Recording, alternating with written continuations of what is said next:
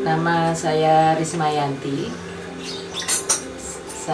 Usia saya 43 tahun, ibu rumah tangga dengan 2 orang anak. Profesi saya seorang penjahit. Kebetulan dari penjahit ini juga saya berorganisasi di Fatayat dan Muslimat. Di awalnya itu saya selaku ketua ranting Fatayat Tanjung. Karena profesi saya seorang penjahit, saya mengajak teman-teman Fatayat itu untuk sama-sama belajar menjahit dengan visinya itu berusaha meningkatkan ekonomi dari rumah. Jadi berpenghasilan dari rumah tanpa meninggalkan kita sebagai kewajiban seorang ibu dan seorang istri.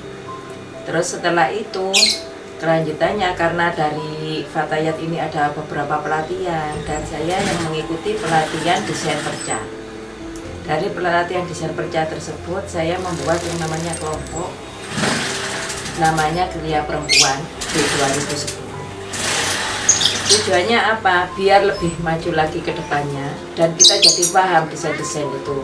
Karena ternyata perca itu tidak sekedar hanya dijahit, tapi kita punya desainnya sendiri yang membuat kita jadi lebih berkualitas, lebih terlihat elegan seperti itu. Jadi teman-teman yang ada di sini semuanya jadi kelompok anggotanya Geria Perempuan, kami ajak untuk berkegiatan dengan beberapa keterampilan-keterampilan yang akhirnya mereka bisa berproduksi di rumahnya masing-masing. Dan mereka tidak hanya mengikuti penjualan di sini saja, misalkan harus kalau ada pameran mereka ikut, kalau tidak ada pameran bagaimana? Semuanya belajar untuk jadi penjualnya juga.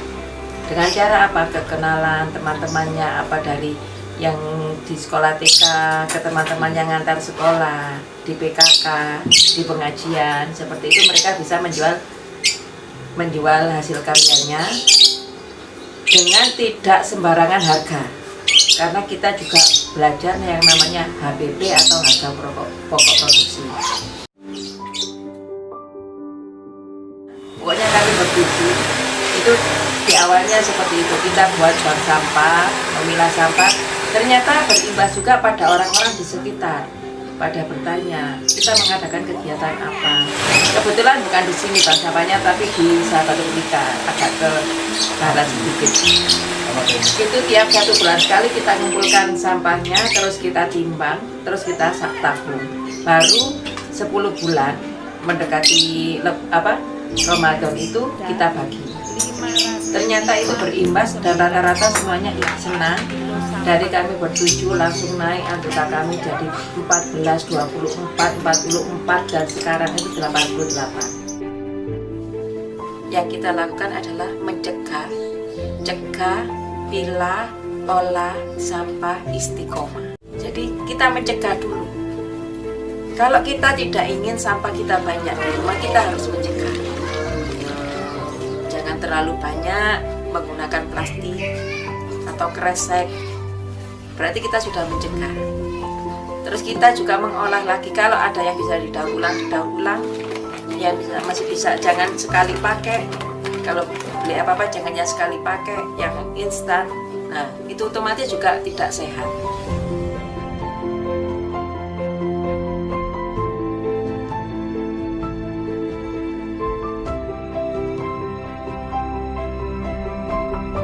Tanggung jawab pada sampah kita masing-masing.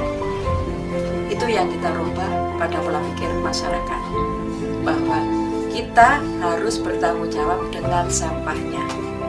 Dengan begitu kita tidak akan mengeluh ketika petugas sampah tidak bisa mengambil sampah dan sampah itu akan jadi bau. Padahal kalau kita kelola dari awal, sampah itu tidak akan seperti ini. Kita pilah mana yang organik dan mana yang anorganik. Dan organik dan anorganiknya itu masih dipilah lagi. Ada yang kertas, botol, plastik, kita pilah lagi. Nah, organiknya bagaimana caranya? Yang punya juglangan komunal, buat juglangan komunal. Karena mereka punya lahan. Yang tidak punya lahan bagaimana? Ada solusinya lagi, biopori. Biopori hanya butuh lahan sedikit. Kita membuat lubang yang selebarnya hanya 4 dim untuk paralon. dalamnya 1 meter. Setiap rumah bikin 4-6 lubang dengan jarak setengah meter itu sudah cukup. Nanti dari lubang 1, 2, 3, 4, kalau sudah penuh 1, pindah ke 2, pindah ke 3, pindah ke 4. Nanti setelah keempat penuh, yang 1 dibuka lagi, diangkat, yang ada di dalamnya itu sudah jadi kompos, sudah jadi media tanam. Otomatis itu adalah solusi untuk sampah organik.